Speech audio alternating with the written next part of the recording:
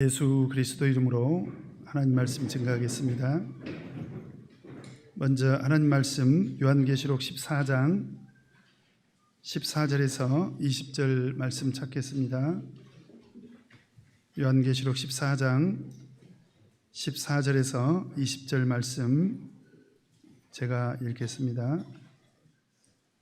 또 내가 보니 흰 구름이 있고 구름 위에 사람의 아들과 같은 이가 앉았는데 그 머리에는 금면류관이 있고 그 손에는 이한 낫을 가졌더라. 또 다른 천사가 성전으로부터 나와 구름 위에 앉은 이를 향하여 큰 음성으로 외쳐 가로되 네 낫을 휘둘러 거두라. 거둘 때가 이르러 땅의 곡식이 다 익었음이로다 하니 구름 위에 앉으시니가 낫을 땅에 휘두르매 곡식이 거두어지니라. 또 다른 천사가 하늘에 있는 성전에서 나오는데 또한 이한 낫을 가졌더라. 또 불을 다스리는 다른 천사가 제단으로부터 나와 이한 낫 가진 자를 향하여 큰 음성으로 불러 가로되 내 이한 낫을 휘둘러 땅에 포도 송이를 거두라. 그 포도가 익었느니라 하더라. 천사가 낫을 땅에 휘둘러 땅에 포도를 거두어 하나님의 진노의 큰 포도주 틀에 던짐에 성 밖에서 그 틀이 밟히니 틀에서 피가 나서 말 굴레까지 닿았고 1600 스타디온에 퍼졌더라. 아멘. 오늘 이 시간에는 곡식과 포도의 수확이라는 말씀의 제목으로 같이 은혜를 나누도록 하겠습니다. 우리 지난 시간에 새 천사가 전한 그 말에 대해서 같이 공부를 했는데요. 오늘 이 시간에도 보면 천사가 3명이 등장하죠. 15절에 보면 또 다른 천사가, 또 17절에 보면 또 다른 천사가, 또 18절에 보면 또 불을 다스리는 다른 천사가, 이렇게 3명의 천사가 등장을 합니다. 지난 시간에 천사는 어떤 말을 전했습니까? 첫 번째 천사는 어떤 말을 전했습니까? 6절에 보면 곧 여러 나라와 족속과 방언과 백성에게 전할 영원한 복음을 가졌더라.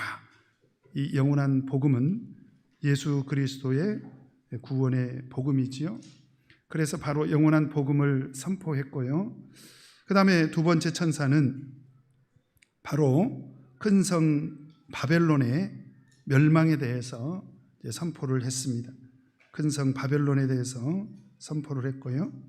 그 다음에 세 번째 천사는 9절에 보면 짐승과 그의 우상에게 경배하고 이마에나 손에 표를 받은 사람들, 바로 그 사람들이 하나님으로부터 진노의 심판을 받을 것이다 라고 하는 그런 경고를 미리 한 것입니다. 그러면 이제 오늘 이 시간에 등장하는 이 세 천사는 왜 등장을 했을까요? 먼저 공통점이 있습니다. 우리 먼저 15절 같이 한번 읽겠습니다. 시작. 또 다른 천사가 성전으로부터 나와 구름 위에 앉은 이를 향하여 큰 음성으로 외쳐 가로되 내 낫을 휘둘러 거두라. 거둘 때가 이르러 땅의 곡식이 다 익었음이로다 하니, 이 천사가 등장한 것이 뭐예요? 낫을 휘둘러서 거두라는 거죠. 무엇을 거두라는 것입니까? 곡식을 거두라는 것입니다. 그 다음에 17절에 보니까 또 다른 천사가 하늘에 있는 성전에서 나오는데 또한 이한 낫을 가졌더라. 그리고 18절을 보면 또 불을 다스리는 다른 천사가 제단으로부터 나와 이한 낫 가진 자를 향하여 큰 음성으로 불러 가로되 내 이한 낫을 휘둘러 무엇을 거두라? 땅에 포도송이를 거두라. 포도송이를 거두라. 이 세 천사의 공통점이 무엇입니까? 거두는 거죠. 거두는 것.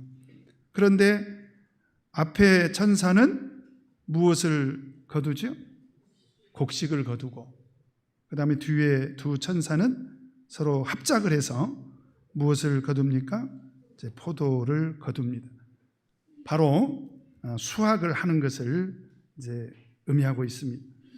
그래서 거둔다라고 하는 이 헬라어는 무슨 의미가 있냐면 수확하다, 이런 의미가 있습니다. 수확하다.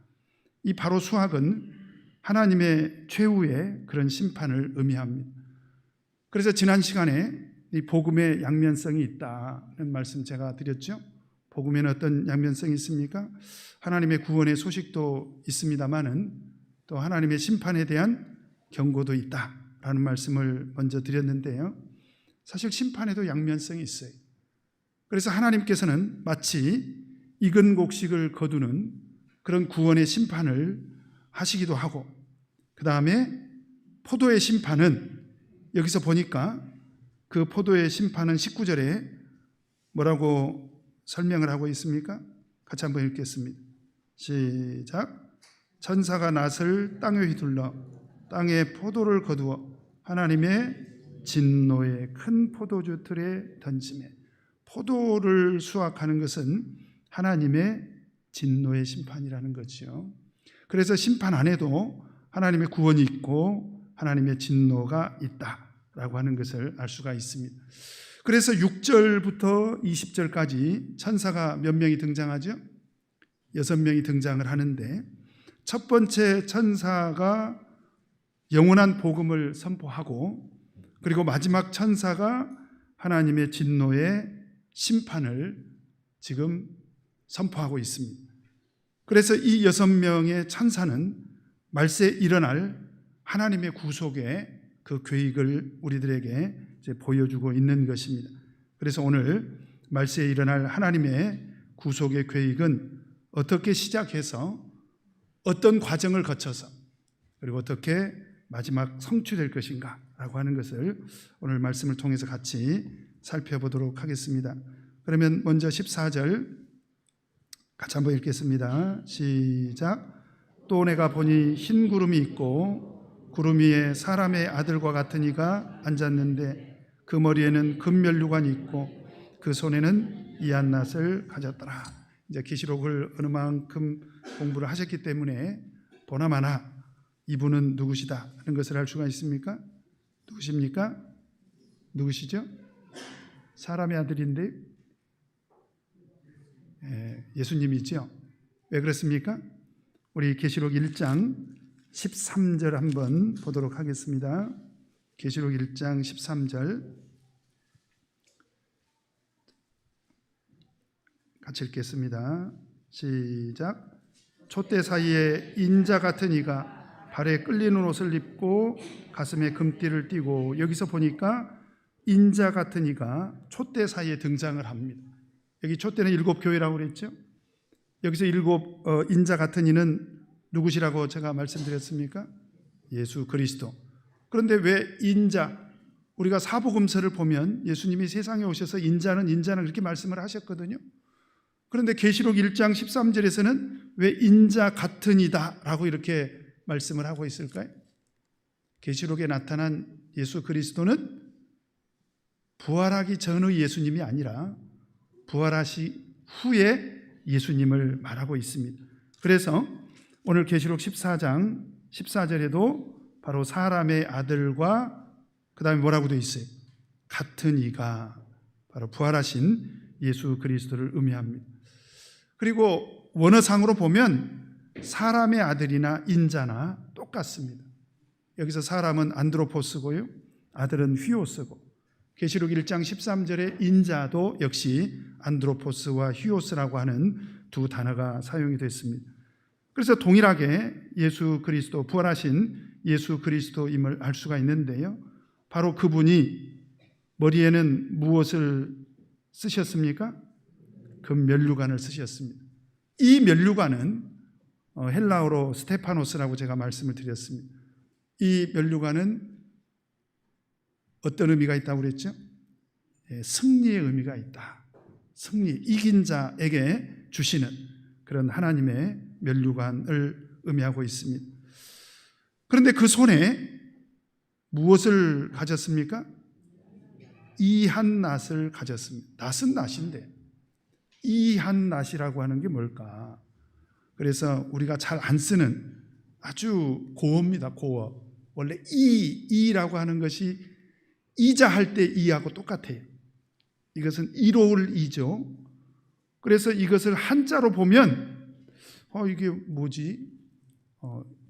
이롭게 하는 그런 낫을 예수님이 손에 주셨나? 이렇게 이제 오해하실 수가 있는데, 자, 원어를 보면 원어는 옥슈이스라고 해서 예리한, 날카로운 그런 뜻이 있습니다. 자, 이해하셨죠? 그런데 제가 한자 사전도 찾아봤어요. 그랬더니 한자 사전에도 이로울 이런 뜻만 있는 게 아니라 날카로울 이런 뜻도 있습니다. 그러니까 여기서 한 낫을 가졌다라고 할 때 그 이는 이로울 이가 사용이 됐지만 뜻은 어떤 뜻으로 쓰여졌다는 것입니까? 날카롭다. 그런 뜻으로 쓰였고요. 그러면 이 낫을 왜 가지셨을까요? 오늘 전체적인 말씀을 보니까 이 낫으로 무엇을 하신다고요? 곡식도 거두고, 그 다음에 포도도 거두고, 그래서 그 곡식과 포도를 거두기 위해서, 다시 말하면 하나님의 최후의 심판의 도구로 사용이 됐다는 거예요. 그런데 그 낫이 어떻게 생겼다는 것입니까? 아주 날카롭다는 거예요. 여러분, 낫질 해보셨습니까? 저는 많이 해봤습니다.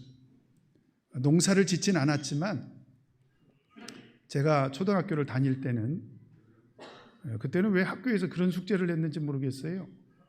건초를 몇 킬로씩 해가지고 오라고 방학 숙제를 냈어요. 그래서 전교생이 다 이제 가서 풀을 뱁니다, 낫으로. 그런데 이 풀을 베가지고 말리면, 처음에 가서 베가지고 올 때는 한 망태를 베가지고 왔는데 말려놓으면 한 주먹밖에 안 되는 거예요. 그래가지고 뭐 가령 5kg, 10kg 이렇게 건초를 준비해가지고 오라고 하면 이걸 상당히 베야 됩니다. 그러니까 어린 제가 이렇게 많은 양의 이제 건초를 마련을 하려고 하다 보니까 어떻게 되죠? 막 낫을 어떻게 해요? 가서 막 휘두릅니다. 낫을 휘둘러요. 언제 한번 제가 제 손을 한번 이렇게 보여드릴게요. 제 손에 낫질하다가 다친 그 흉터 투성이가 아주 많습니다. 왜 그래요? 낫이 굉장히 날카롭기 때문에. 그런데 오늘 예수님께서 쥐고 있는 이 낫은 굉장히 날카롭다는 거예요. 왜 이 낫을 쥐고 계십니까? 바로 곡식과 그 다음에 포도를 수확하기 위해서 쥐고 계신다라고 하는 것입니다. 자, 그리고 나서 15절에 네 번째 천사가 등장을 하는데요. 자, 같이 한번 읽겠습니다. 시작. 또 다른 천사가 성전으로부터 나와 구름 위에 앉은 이를 향하여 큰 음성으로 외쳐 가로되 내 낫을 휘둘러 거두라. 거둘 때가 이르러 땅에 곡식이 다 익었음이로다 하니. 16절. 구름 위에 앉으시니가 낫을 땅에 휘두르매 곡식이 거두어지니라. 여기서 보니까 이 다른 천사가 등장한 목적이 어디 있습니까? 내 낫을 휘둘러서 거두라고 이렇게 큰 음성으로 외치기 위해서 등장을 했습니다. 그래서 그 낫을 가진 구름 위에 앉으시니 누구죠? 예수 그리스도께서 낫을 땅에 휘둘렀기 때문에 결국 어떻게 됩니까? 곡식이 거두어지죠. 그런데 언제 이 곡식을 거둔다고 되어 있습니까? 15절에 보니까 언제 이 곡식을 거둡니까? 거둘 때가 이르렀을 때. 이때가 언제입니까? 마가복음 4장 29절에 보면 열매가 익으면 곧 낫을 대나니 이는 추수 때가 이르렀음이니라. 바로 이때가 언제예요? 하나님의 추수할 때입니다. 이때는 말세에 하나님께서 심판하시는 바로 그 심판날을 말하는 것입니다. 그러면 도대체 여기서 곡식이 뭐냐 이 말이죠. 곡식이 뭘까요? 마태복음 3장 12절에 보면 손에 키를 들고 자기의 타작마당을 정하게 하사 알곡은 모아 곡간에 들이고 쭉정이는 꺼지지 않는 불에 태우시리라. 이거 무슨 의미가 있죠? 여기서 알곡은 누구를 말하고 있는 것입니까? 바로 구원받은 성도를 말하고 있는 것입니다. 그런데 오늘 이 네 번째 천사의 등장과 사실은 이 첫 번째 천사의 등장과 관계가 있습니다. 첫 번째 천사가 무엇을 선포했습니까? 영원한 복음을 가졌죠? 그래서 그 영원한 복음을 통해서 구원받는 그런 백성들이 생겨나지 않습니까? 그러면 도대체 누가 곡식이 될 수가 있을까요? 하나님께서 곡식으로 인정할 그런 사람은 누굴까요? 우리 7절 같이 한번 읽겠습니다. 시작. 그가 큰 음성으로 가로되 하나님을 두려워하며 그에게 영광을 돌리라. 이는 그의 심판하실 시간이 이르렀음이니 하늘과 땅과 바다와 물들의 근원을 만드신 이를 경배하라 하더라. 하나님께서 이제 심판하시기로 작정을 하셨기 때문에 그 심판하시기로 작정한 가운데 하나님께서는 또 구원하시기로 작정한 그런 대상들이 있다는 거예요. 그런데 그 대상들이 누구냐? 바로 7절에 보니까 하나님을 두려워하는 사람, 하나님께 영광을 돌리는 사람, 그리고 하늘과 땅과 바다와 물들의 근원을 만드신 이를 경배하는 이런 자들을 하나님께서 구원하시겠다라고 하는 거지요. 그래서 여기서 15절, 16절에서 등장하는 바로 그 알곡은 예수 그리스도의 구속의 은혜를 통해서 구원받은 그런 성도들을 의미하고 있습니다. 바로 그런 성도들은 하나님께서 마치 곡식을 거두는 것처럼 이렇게 곡식을 거둬서 어디에 들이실까요? 하늘 창고에 이렇게 들이시겠죠? 바로 그 하늘 창고가 어딜까요? 바로 천국을 의미합니다. 그래서 바로 알곡들은 천국에 가게 된다라고 하는 것을 우리가 알 수가 있습니다. 그 다음에 17절을 보겠습니다. 자, 같이 한번 읽겠습니다. 시작. 또 다른 천사가 하늘에 있는 성전에서 나오는데 또한 이한 낫을 가졌더라. 동일한 낫을 들고 나타났습니다. 그리고 또 바로 이어서 18절 같이 읽겠습니다. 시작. 또 불을 다스리는 다른 천사가 제단으로부터 나와 이한 낫 가진 자를 향하여 큰 음성으로 불러 가로되 내 이한 낫을 휘둘러 땅에 포도송이를 거두라. 그 포도가 익었느니라 하더라. 이 내용을 보면 이제 포도를 거두지 않습니까? 그리고 이 포도를 거두는 것은 19절에 무엇을 의미한다라고 제가 먼저 말씀드렸죠? 하나님의 진노의 심판이다. 제가 이렇게 말씀을 드렸지 않습니까? 그래서 이 내용을 보니까 8절, 9절에 등장한 두 번째 천사, 그 다음에 세 번째 천사와 관계가 있습니다. 그러니까 사실 이 세 천사의 내용을 보면 첫 번째 천사의 영원한 복음과 알곡이 관계가 있고요. 그렇죠? 그 다음에 두 번째, 세 번째 천사가 큰 성 바벨론의 멸망, 그 다음에 짐승의 표를 받은 사람들의 심판을 지금 이야기하고 있지 않습니까? 그러면 다섯 번째, 여섯 번째 천사가 진노의 그런 하나님의 심판을 이야기하고 있다면 이 서로 내용이 서로 동일하다, 연관성이 있다는 것을 우리가 알 수가 있습니다. 자, 그러면 지금 이 천사가 등장을 할 때 어떤 권세를 가지고 등장을 합니까? 18절에 보니까 어떤 권세를 가졌습니까? 또 불을 다스리는 권세를 가지고 나타납니다. 그러면 이 불은 어떤 불을 의미할까요? 우리 10절 한번 보겠습니다. 10절 같이 읽겠습니다.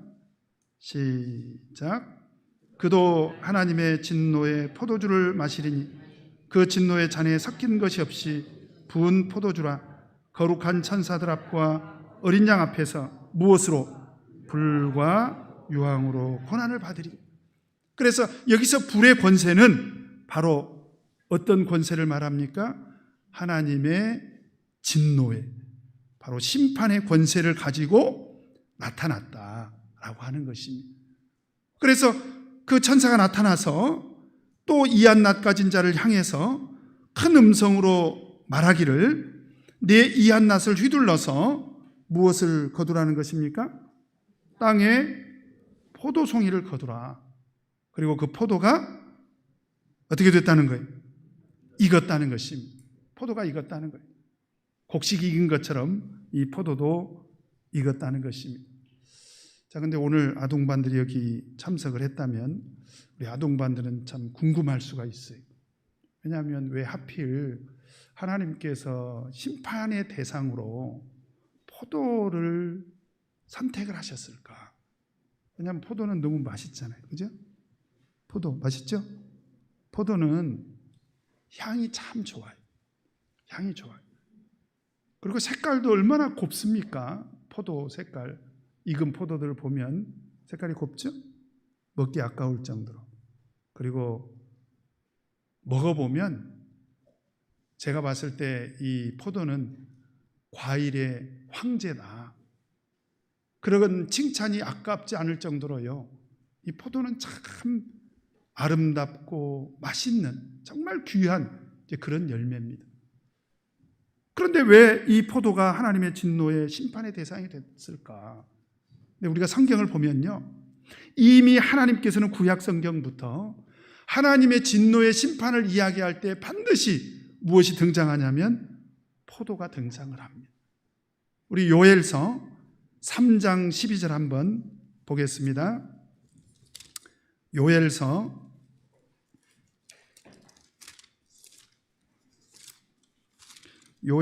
3장 12절 13절 같이 한번 읽겠습니다. 요엘서 3장 12절 13절 같이 읽겠습니다. 시작. 열국을 통하여 여호사밧 골짜기로 올라올지어다.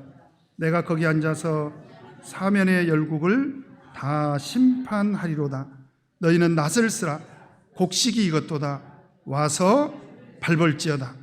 포도주 틀이 가득히 차고 포도주 독이 넘치니 그들의 악이 크미로다. 여기도 동일하게 포도와 포도주 틀이 등장을 하지 않습니까? 왜 등장을 했죠? 12절에 보니까 사면의 열국을 어떻게 하시겠다는 거예요? 다 그렇게 심판하시겠다는 거예요. 뿐만 아니라 이사야 63장 3절을 보면, 자, 우리 한번 또 찾아보도록 하겠습니다. 이사야 63장 3절을 보면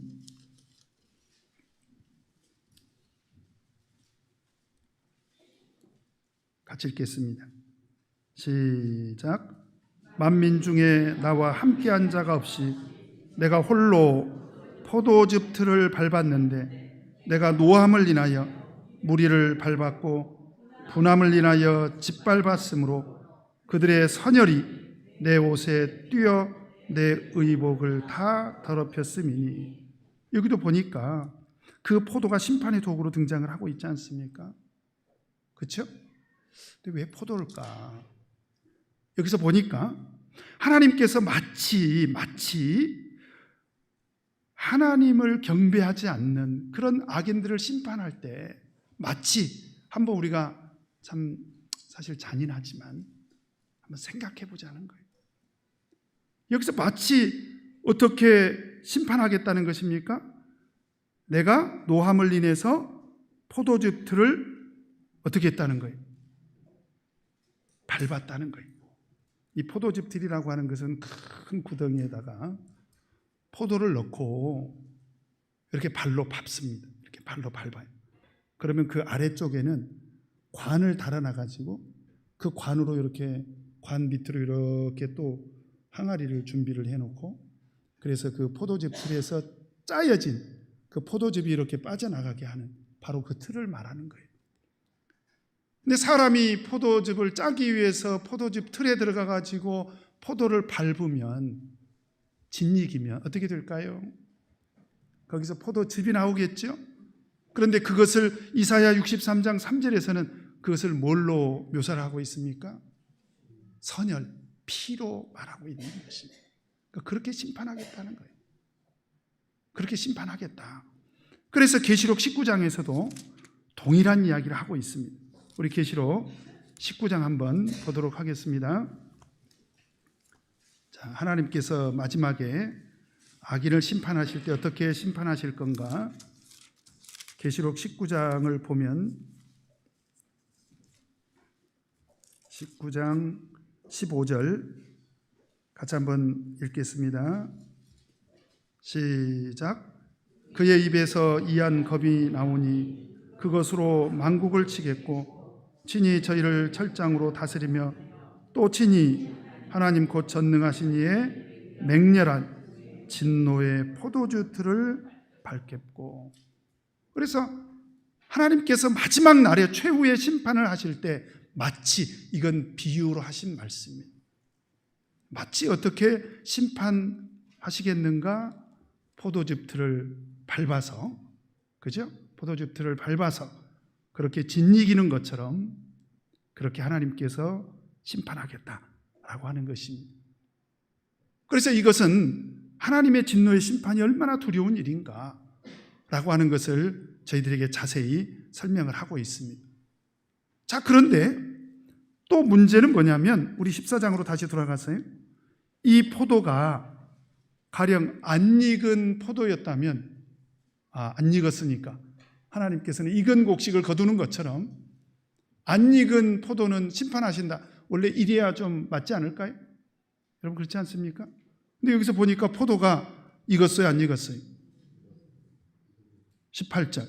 그 포도가 익었느니라. 포도가 익었다는 거예요. 왜 하나님께서 익은 포도를 심판하셨을까? 우리가 또 성경을 보면 그 이유를 우리가 알 수가 있습니다. 이사야 5장 2절에 보니까 이사야 5장 2절 한번 보도록 하겠습니다. 이사야 5장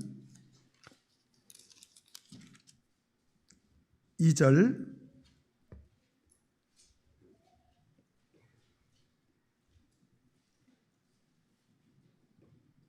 같이 읽겠습니다.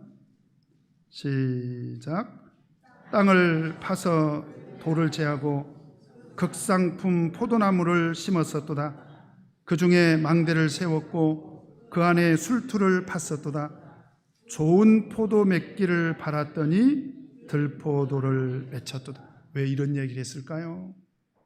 우리 3절 4절 같이 읽겠습니다. 시작. 예루살렘 거민과 유다 사람들아, 구하노니 이제 나와 내 포도원 사이에 판단하라. 내가 내 포도원을 위하여 행한 것 외에 무엇을 더할 것이 있었으랴. 내가 좋은 포도 맺기를 기다렸거늘 들포도를 맺힘은 어찌민고.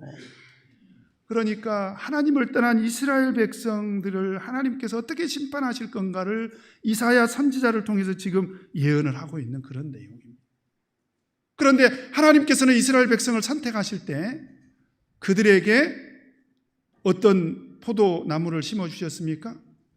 극상품 포도나무를 심어주신 것처럼 이스라엘 백성들을 그렇게 구원해 주셨다는 거예요. 그런데 정작 열매는 어떤 열매를 맺혔다는 것입니까? 들포도를 맺혔다는 거예요. 그러니까 계시록에서 포도가 익었다는 것은 좋은 포도를 말하고 있는 게 아니에요. 바로 들포도를 말하는 것입니다. 그러면 익었다는 것은 어떤 뜻으로 우리가 이해할 것인가? 여러분 알고 좋은 곡식이 익어가지 않습니까? 이것은 뭐냐면 하나님을 경배하고 하나님 말씀대로 사는 그 믿음이 성장했다. 그래서 그 믿음이 완성이 돼서 이제 하나님께서 알곡으로 거둘 만큼 그런 장성한 그런 성도가 됐다. 이제 그런 의미가 있다면, 그러면 포도가 익었다라고 한다면 어떤 의미가 있을까요? 여러분, 이 악인도요, 그 악이 어떻게 된다는 거예요? 차고 넘친다는 것입니다. 그러니까 우리 믿음만 성장하는 것이 아니라 악도 성장한다는 거예요. 제가 보니까 믿음에서 떠난 사람들을 보면 어느 날 갑자기 호련히 떠나는 것 같죠? 그런데 그 사람들을 자세히 들여다보면 조금씩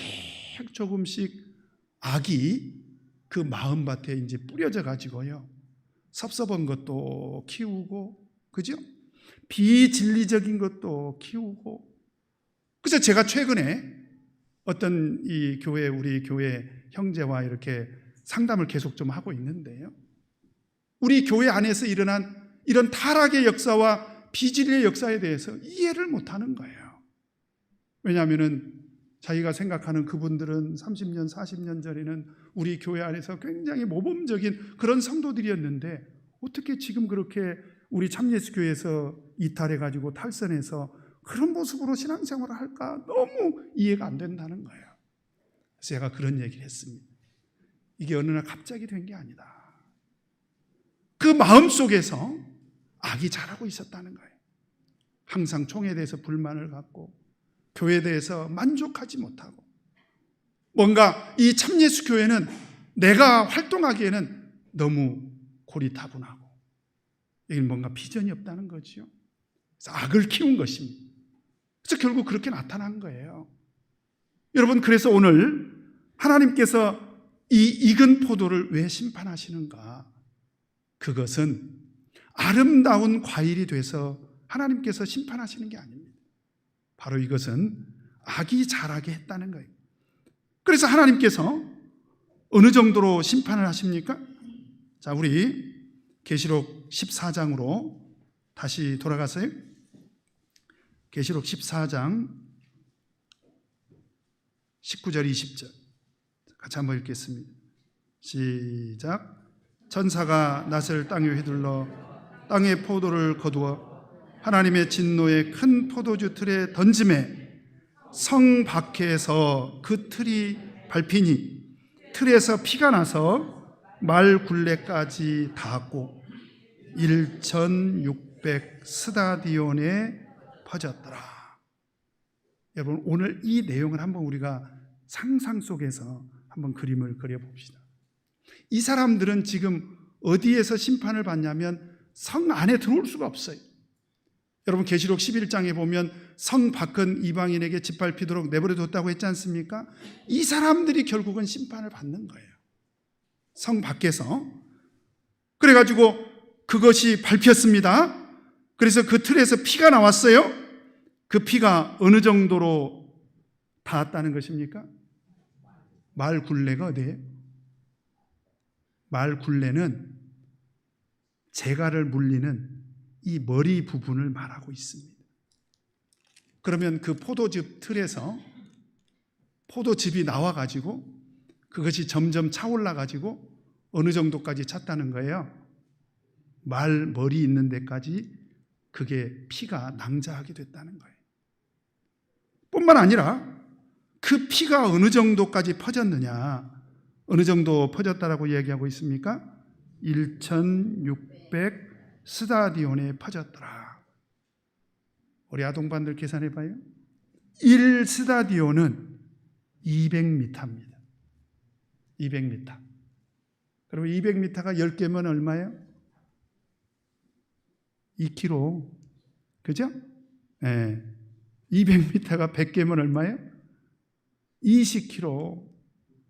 그런데 200m가 얼마라고요? 1600 스다디온입니다. 그러면 어느 정도냐? 이게 한 320km 정도 되는 거예요. 320km.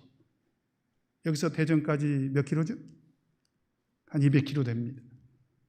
여기서 전주까지 몇 킬로죠? 한 300km 됩니다. 여러분, 300km를 차를 타고 가보세요. 그럼 몇 시간 정도 걸려요? 몇 시간 정도? 예? 1시간? 그건 KTX 타고 갈 때고, 우리 교회 스타렉스를 타고 가면 한 3시간 정도. 그래서 전주까지 320km 되는 거리를 스타렉스를 타고 가는데 온 천지가 전부 어떻게 됐다고요? 피의 강물이 돼서, 그것도 어느 정도까지? 말머리까지 차오를 정도로 피의 강물이 돼서 퍼졌다는 거예요. 왜 이렇게 이 하나님의 진노의 심판을 설명하고 있냐? 그만큼 하나님의 진노의 심판은 두렵다는 거예요. 어떤 분들이 이런 얘기를 하면, 목사님, 우리 천국 가서 그냥 우리 하나님과 더불어서 영생복락을 누리고 천국에 가서 맛있는 거 먹고 천국에 가서 쎄쎄쎄하고 놀고 천국에 가서 좀 행복하고 즐겁게 노는 얘기만 해주셔야지 왜 이런 얘기를 하시냐고 그러는데 성경이 있으니까 제가 하죠. 그러면 왜 하나님께서 이런 이상을 보여주셨을까요? 여러분 이걸 하셔야 돼요. 이걸 미리 보여주신 것은 준비하라고. 이런 하나님의 심판이 있을 줄 몰랐다고 하면 때는 늦으리지 않습니까? 그러니까 이런 심판이 있다는 것을 우리가 알아야 된다는 거예요. 그리고 나도 준비를 해야 되지만 내가 사랑하는 사람들이 있지 않습니까? 여러분 생각해 보세요. 우리 주위에 내가 사랑하는 사람들이 이제 마지막 날에 하나님의 그 진노의 포도즙 틀에 던져져 가지고 내동댕이 쳐져서 하나님의 무서운 그 진노의 심판으로 인해서 짓밟히게 되고 그들이 정말 산열이 낭자하게 그렇게 하나님의 피의 그런 진노의 심판을 받는다고 한번 생각을 해보세요. 어쩌면 좋겠습니까? 사실 우리가 가가지고요 피를 토하는 심정으로 그들에게 복음을 전해야 돼요. 하나님의 진노의 심판이 있지 않느냐. 여러분 왜 예수님께서 누가복음 16장에서 부자와 나사로 얘기를 했을까요? 그것은 천국이 얼마나 좋은 곳이고 지옥이 얼마나 고통스러운 곳인가를 미리 알려주신 거예요. 참 감사한 일이죠. 뿐만 아니라 여러분 예수님께서 이렇게 미리 보여주신 이유가 있습니다. 예수님은요 이런 하나님의 진노의 심판을 두렵게 생각한다면 어떤 사람이 예수님을 안 믿을 수가 있냐 이 말이죠. 그렇지 않습니까? 그래서 우리 예수님의 생각은요 어떤 생각입니까? 베드로후서 3장 9절에 보니까 주의 약속은 어떤 이에 더디다고 생각하는 것 같이 더딘 것이 아니라 오직 너희를 대하여 오래 참으사 아무도 멸망치 않고 다 회개하기에 이르기를 원하시느니라. 우리 예수 그리스도의 그 재림이 늦어지는 이유가 있네요. 아직은 오지 않는 그런 분명한 이유가 있어요. 그 이유가 어디 있습니까? 단 한 사람도 멸망치 않고 다 회개하고 돌아오시기를 바라는 것입니다. 이게 하나님의 진심이라는 거예요. 어떤 사람도 포도즙 틀에 던져져서 어떤 사람도 하나님의 진노의 심판을 받는 것을 예수님은 원하고 있지 않다는 것입니다. 어떻게 생각해 보면 지금 예수님께서 세상에 오는 것을 지금 망설이고 있는 거예요. 왜 그렇습니까? 단 한 사람도 멸망하지 않기를 바라시기 때문에 그런 것입니다. 사랑하는 성도 여러분, 언젠가 하나님의 심판이 있다는 것을 우리가 명심하셔야 돼요. 그래서 나는 반드시 이 믿음을 지켜서 어떤 신앙인이 돼야 되겠다. 나는 곡식이 돼야 되겠죠. 곡식. 알곡이 돼야 되겠죠. 따라서 해보십시다. 알곡이 되자.